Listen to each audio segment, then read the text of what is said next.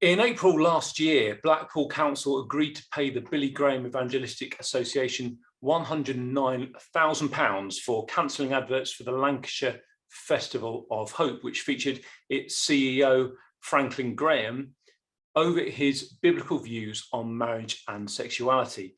The judge said that the council has shown wholesale disregard for the right to freedom of expression, and its discriminatory actions were the antithesis of the manner in which a public authority should behave in a democracy. Well, that hasn't stopped Liverpool's Metro Mayor, Steve Rotherham, from demanding the removal of some more of the association's bus adverts, this time for its God Loves You event in Liverpool. He claimed the ads would leave passengers feeling uncomfortable and unsafe. The BGEA's General Counsel, Justin Arnot, is with me now. Thank you for joining me, Justin. Justin, let me ask you to begin with, what do you make of this extraordinary claim and even more extraordinary demand that these inoffensive posters should be taken down? Well, hi, Ciarán, and thanks for having me. Before I get into that response and the situation there with the Metro Mayor, I just say the reason why we're coming to Liverpool is the same reason why Billy Graham came in the 50s and why Franklin Graham came to Blackpool. It's just to share a simple message of God's love with people there. It has nothing to do with, unfortunately, the lawsuits or all of this controversy. It's just a desire to share this simple message of hope. So that historically, ever since Christ walked the earth, was met with opposition. So we're really to expect nothing different, and we don't expect anything different. This is familiar, unfortunately, and it's quite predictable at this point. So what the mayor has done, I think, is actually uninformed. I think anybody that has seen the ads would realize they're not offensive.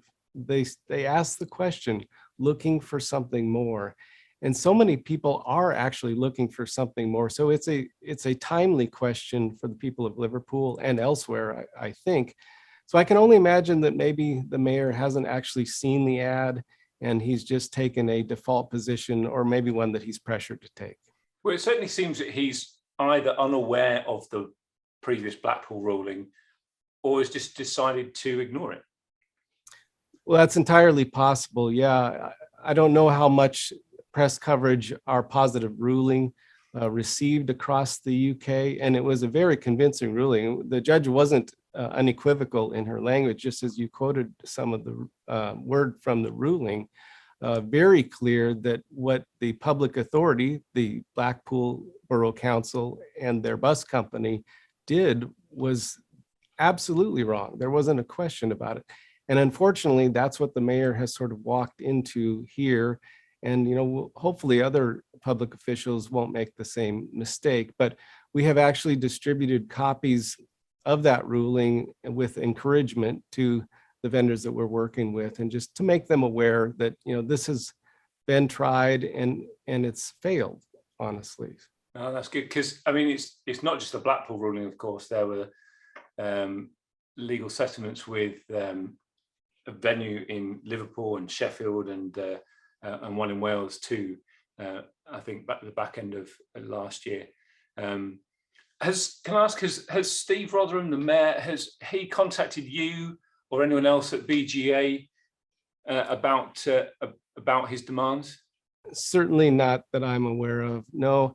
And, it's really unfortunate that he's not done that, because there would be dialogue with people if they had concerns about this. But what's really unfortunate, Ciarán, as in the Blackpool situation, there's hundreds of churches with thousands of Christians that are involved in our events, that have taken Christian life and witness classes, that desire to reach people in their neighborhoods or their friends with the gospel. And this type of unilateral, one-sided action is totally disrespecting those people, those parts of the community. Well, you started off by talking about why you're doing this, the team, BGEA. How are the team feeling ahead of these series of dates? Well, we're really excited to have an opportunity to be back in the UK and to do what we do. This is what we've done for over 72 years is to proclaim the gospel in the public square in venues like this. So for us, it feels like getting back out on the field again and doing what we're supposed to do. We're just being obedient to the call that God has placed on Franklin Graham and on this organization to just share this simple message.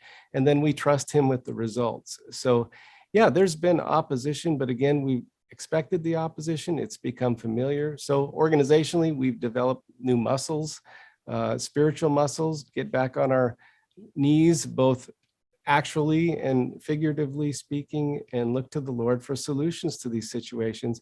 And he has given us tremendous favor as we walk through this opposition the last couple of years, you know, conversation after conversation. Even during COVID, Zoom was a tremendous blessing, you know, just to share perspective about what it is that we do and try to solve problems with people that also just want to get back to doing the business that they're in. Well, that's great. Thanks, Justin, very much for your time. Well, it's such a privilege, Ciarán. Thanks for all that you're doing at Christian Institute.